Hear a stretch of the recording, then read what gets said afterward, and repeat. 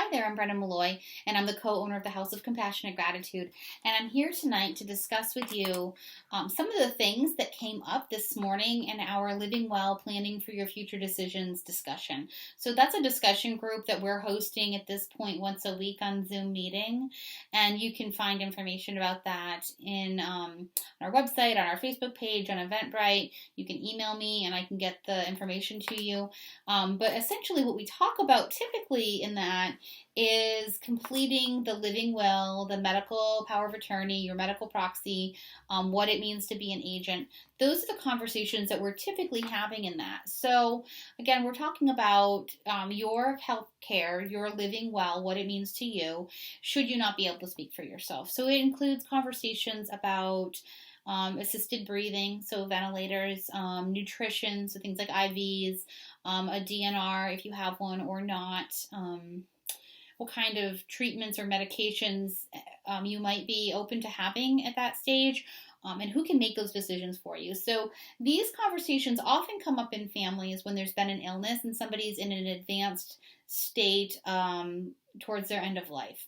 So the time frame that I'm trying really hard to get people to look at is also when things come up unexpectedly, because they do happen, and there's a bit of mindfulness about that right now, that things happen, and because we're living beings and every living thing eventually does pass away, having these things in place early can be incredibly comforting to your care and to your family and loved ones, so they know how to care for you, and they have the ability to do that. They have the ability to be your voice when you can't be the voice for yourself. So what came up this morning in the conversation that I wanted to go over was what to do with the documents once you've done them. So this does get into some conversation about some legal documents as well. And I want to just let you know that I'm not a lawyer. You probably know that. I'm not a lawyer. So I'm not telling you how to complete legal documents like your will and stuff like that. This is more a discussion about some best practices that I've seen, and also some things that haven't gone well that I've seen about what to do with them. So this comes from years in banking, working in end-of-life care, some family experiences and things like that, and just being in these fields, stories I've heard and experiences we've had where things have gone really well, and other times where there's been complications, right? We always figure out where things aren't working when there's complications. So I did want to just give you that disclosure that the legal things, like the like the will and the trust and what have you, those need to be completed by your lawyer. Your DNR needs to be completed by your physician. So those kind of things, make sure you follow up with the right people. Okay, these are not, in my opinion, things you should be doing from downloading from some website. Okay, your living will, you can, most states do have a link to an acceptable document as some version of their state's healthcare website, and that's a great place to get it. You can also get a version of it usually from your physician or a lawyer if you want to go that route too. So those are just some places to acquire them. So this morning, when we were talking about what to do with them, you need to keep them in a safe place, a safe, accessible place that people know where it is, okay? So if it's in the desk drawer, what desk drawer? So if you've appointed your medical power of attorney, they need to know where the living will and the medical power of attorney are. Now that document can be filed online in many states and for many hospitals, but I think it's a very, very best practice to have a physical copy of it as well. Because you never know. Things go offline, things get lost. It's always good to have your own copy. So, again, desk drawer, great place as long as we know where it is. Under the mattress, maybe not such a great place. It's harder to find. It might get moved when you change the sheets, that kind of stuff.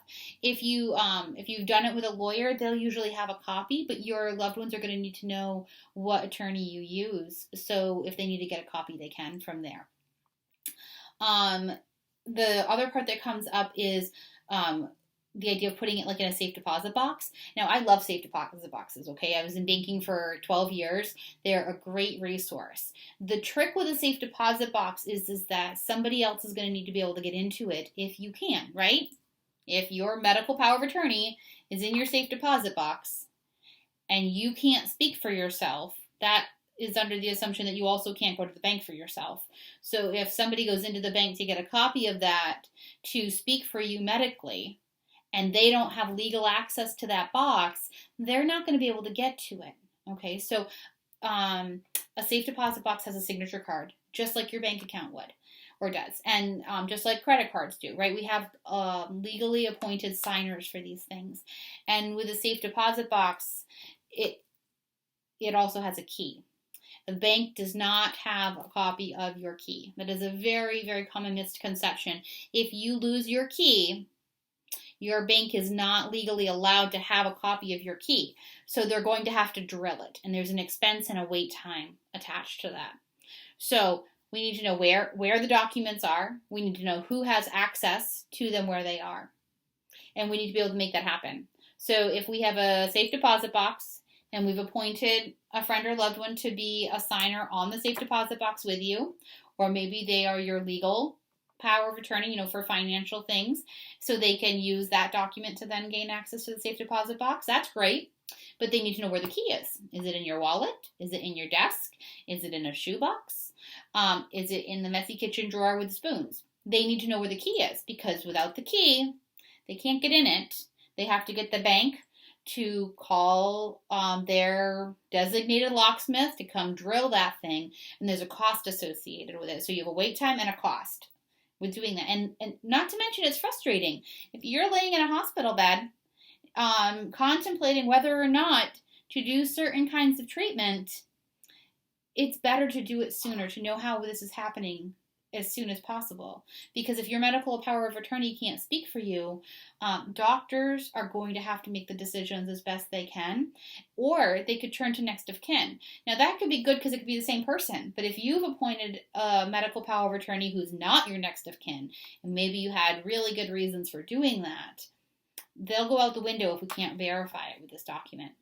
Okay, so access to the document, knowing where it is, very, very important, and making sure that it's current. If these documents aren't current and that person has predeceased you or something, again, it's not going to help you. So some other documents that are good for your family or loved one, your medical power of attorney or your financial power of attorney to know where they are your will and who the executor of your estate is. If you have a trust, who the trustees are. These are things that people should know. I know they seem private, but if you want someone to be the executor of your estate, you need to tell them. You need to ask them. Make sure that they feel like they're capable of handling it. Find out what rules and laws are in your municipality about appointing that person.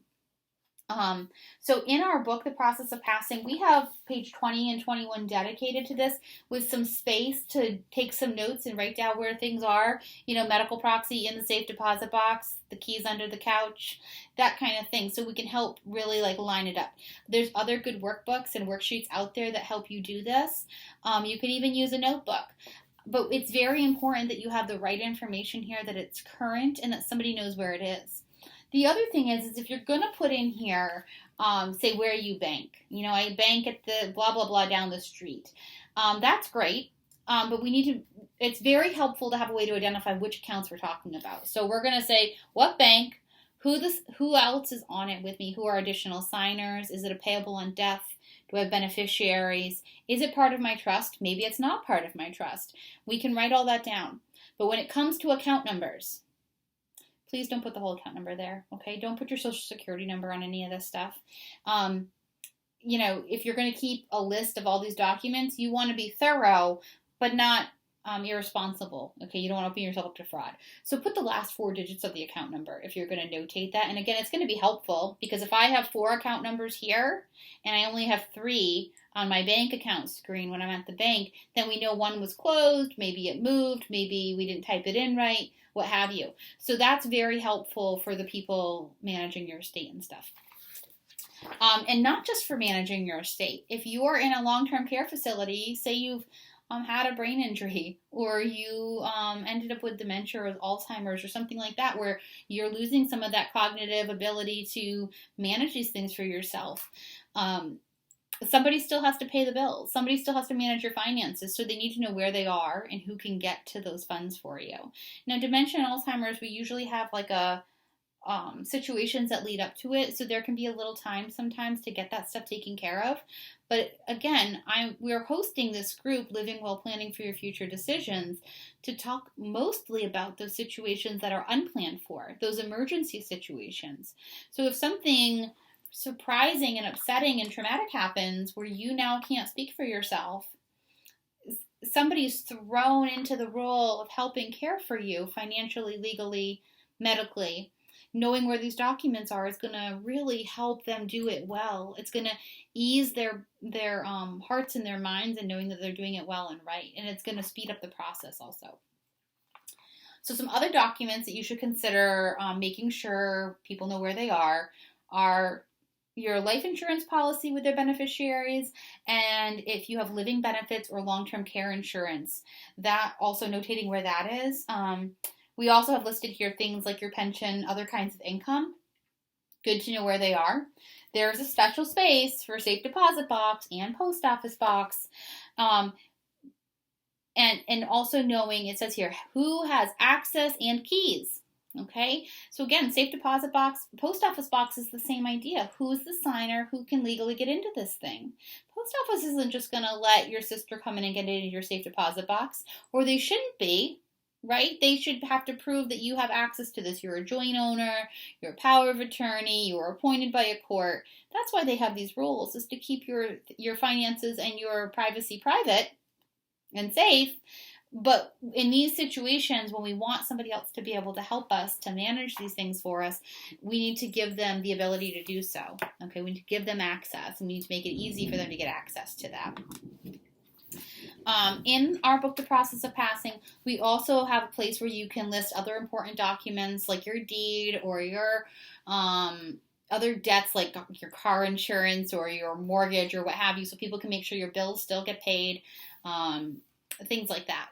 So it's a good idea to list some of these things out. So say you're in recovery at some kind of facility and you can't be paying your light bill and your water bill, or your taxes are due or something, giving somebody else some help on knowing where these things go so they can help you take care of it is really, really a great idea. It's really a best practice that we've seen. And then once you have it all listed out and you know what it is and where it is, and somebody else does too, make sure they know where to find it. Okay, desk drawer, not the sock drawer, right? Desk drawer with your lawyer, safe deposit box, a home safe, right? Some people have those little home safes with the code. So who else has the code?